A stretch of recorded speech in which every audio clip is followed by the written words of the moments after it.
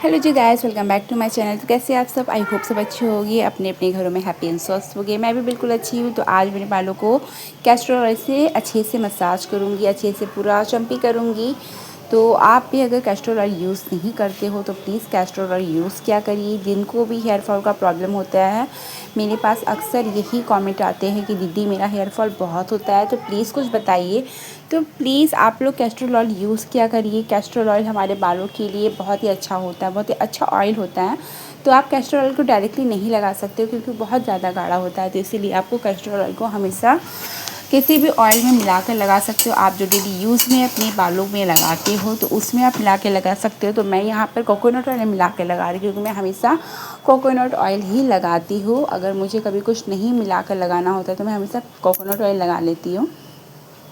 तो मैंने 1 चम्मच कोकोनट ऑयल लिया है और कैस्टर ऑयल 1 चम्मच लिया है। तो आप अगर कभी नहीं लगाए हैं तो प्लीज़ कैस्टर ऑयल ज़रूर लगाना शुरू करिए और थोड़ा थोड़ा क्वांटिटी में लगाना शुरू करिए। क्योंकि कभी भी कुछ डायरेक्टली अगर आप कभी नहीं लगाएं तो उसे डायरेक्टली ज़्यादा करके मत लगाइए। थोड़ा थोड़ा क्वांटिटी में लगाने से क्या होता है कि इससे आपको फ़र्क समझ में आएगा कि हाँ सूट कर रहा है कि नहीं कर रहा है। क्योंकि हर किसी के स्कैल्प अलग होते हैं। तो आप प्लीज़ थोड़ा थोड़ा क्वांटिटी में लगाना शुरू करिए। मैं ऐसा नहीं बोलूँगी कि आप डायरेक्टली एकदम ज़्यादा करके लेकर अपने बालों पर अप्लाई कर लीजिए। आप थोड़ा थोड़ा करके लगाना शुरू करिए तो आपको फ़र्क अच्छे से समझ में आना शुरू हो जाएगा। तो अपने स्कैल्प में अच्छे से लगाइए क्योंकि स्कैल्प से ही आपको बालों की सारी प्रॉब्लम्स होती है। स्कैल्प में आपको अच्छे से लगाना, अच्छे से मसाज करना है। तो यहाँ पर देखिए स्कैल्प में लगाने के बाद मैं अपने बालों की लेंथ में भी लगा रही हूँ। तो जब बच जाता है तो लेंथ में क्यों ना लगाए, तो लेंथ में ज़रूर लगाइए।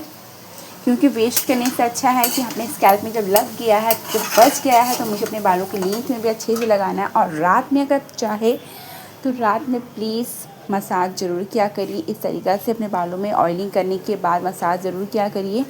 अक्सर कोशिश किया करिए कि ऑयलिंग रात के टाइम ही करें। अगर टाइम नहीं है तो सुबह के टाइम आप कर सकते हो, अगर नहीं टाइम है तो।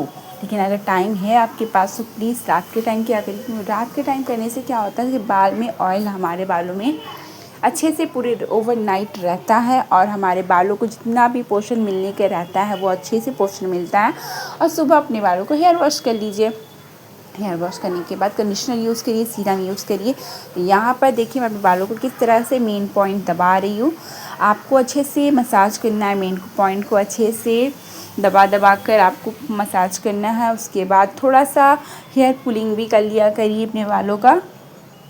हेयर पुलिंग करने से क्या होता है कि हमारे बालों में जितना भी सर में दर्द होता है वो सारा दर्द भी निकल जाता है, रिलैक्स फील होता है। अगर आप मसाज नहीं करते हो तो आपके बालों की जो ग्रोथ है ना वो ग्रोथ अच्छे से नहीं होगी। तो आपको अगर ग्रोथ बढ़ाना है अपने बालों की तो अपने बालों में आपको मसाज ज़रूर दीजिए। क्योंकि मसाज करने से ब्लड सर्कुलर बहुत तेज़ी से बढ़ता है जिससे हमारे बालों की ग्रोथ बहुत तेज़ी से स्टार्ट हो जाती है।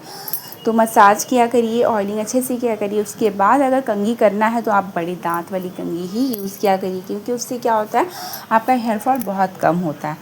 तो अगर हेयर फॉल आप चाहते हैं कि बहुत हद तक कम हो जाए तो जिस तरीक़ा से मैं बताती हूँ उस तरीक़ा से अगर आप करोगे तो आपका हेयर फॉल बहुत बहुत जल्दी कम हो जाएगा। आपको पता भी नहीं चलेगा कैसे कम हो गया। तो मेरा वीडियो यहाँ तक देखिए तो प्लीज़ लाइक शेयर कमेंट जरूर करिए। और मेरे चैनल में नए हैं तो please subscribe me my channel.